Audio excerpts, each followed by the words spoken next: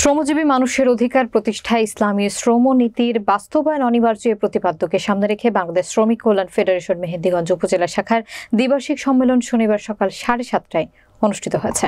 বিস্তারিত দেখুন মেহেন্দিগঞ্জ থেকে ইউসুফ আলী সৈকতের তথ্যচিত্রে।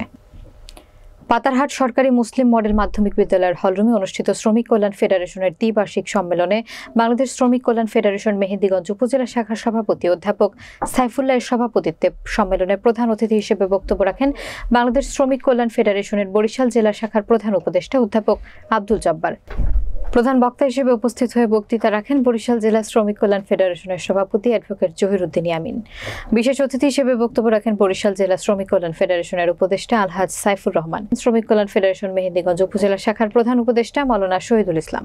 সঞ্চালনায় ছিলেন শ্রমিক কল্যাণ ফেডারেশনের মেহেন্দিগঞ্জ উপজেলা শাখার সাধারণ সম্পাদক মাওলানা নূরে রাব্বি নাইম। শেষে সর্বসম্মতিক্রমে 2025-26 সেশনের জন্য কমিটি গঠন করা হয়।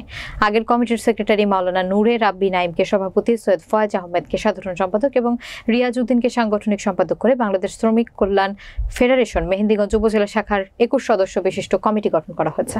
সম্মেলনে বক্তারা বলেন, 16 বছর পরে আজকে আল্লাহ আমাদের কথা বলার সুযোগ করে দিয়েছে। শ্রমিকদের ন্যায্য অধিকার ফিরে পেতে হলে কোরআন আর আইন আর ইসলাম প্রতিষ্ঠা চালু করতে হবে। আল্লাহর রাসূলের শ্রমনীতির বাস্তবায়ন না হলে শ্রমিক মালিক বৈষম্য থেকে যাবে। ইসলাম প্রতিষ্ঠা না করে আমরা ঘরে ফিরে যাব না। যেই লঙ্কায় যায় সেই হনুমান, এটা নিরসন করতে চাই। শ্রমিকদেরই ঐক্যবদ্ধ হয়ে শ্রম আইন বাস্তবায়ন করতে হবে। আমরা দিনের জন্য কাজ করব, কাউকে বেদুইন বানাতে যাব না। ইসলামের দাওয়াত দিতে গিয়ে কোথাও বাধার সম্মুখীন হলে 5 আগস্ট ন্যায় প্রতিরোধ গড়ে তুলব।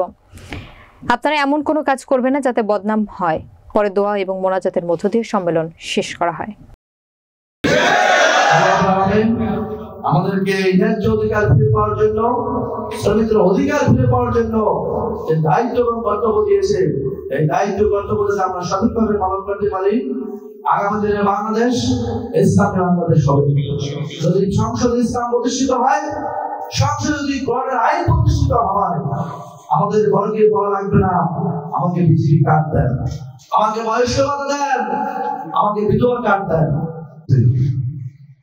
এই শ্রমজীবী মানুষরা আল্লাহ রাসূল সাল্লাল্লাহু আলাইহি ওয়াসাল্লাম যে শ্রমনীতি করেছেন, এই শ্রমনীতি বাস্তবায়নের জন্য যদি ইসলামের শ্রমনীতি বাস্তবায়ন হয়, তাহলে আমাদের শ্রমিক ভাইদের রাস্তায় নেমে তাদের কোনো আন্দোলন করার দরকার হবে না। যার যার অধিকার ফিরে পাবে, শ্রমিক তার অধিকার ফিরে পাবে। তাদেরকে সেই সময় মোবাইলের জন্য একটা আমি চালাইতাম, আগে চালাইতাম, এটা সমস্যা ছিল, বিভিন্ন সমস্যা। আমি সংক্ষেপে 2 মিনিট সময় দিচ্ছি, আমি তার বেশি বক্তব্য দিতে পারবো না। সেই মুহূর্তটা অত্যন্ত একত্রিত হয়ে ভাইদেরকে আমরা সহযোগিতা করব। আমরা যেখান থেকে পারি, অর্থ, আমাদের মেধা, সবকিছু দিয়ে আমরা এই সংগঠনকে আগায় নিব। বিভাগ রয়েছে, প্রত্যেকটা বিভাগের শ্রমিকদের অধিকার নিশ্চিত করা আমাদের সহযোগিতা করবেন এবং এই সকলকে একসঙ্গে কাজ করলে যে কোনো কাজ করা সম্ভব বলে আমি মনে করি। তাই আমরা যাতে আল্লাহর জমিনে আল্লাহ ঠিকই বাস্তবায়ন করার জন্য এই মেহেন্দিগঞ্জকে আরো দুভাগ গতিতে আমরা যেন এই মেহেন্দিগঞ্জকে এগিয়ে নিয়ে যেতে পারি, সেজন্য আমাদেরকে সর্বাত্মকভাবে আপনারা সহযোগিতা করবেন।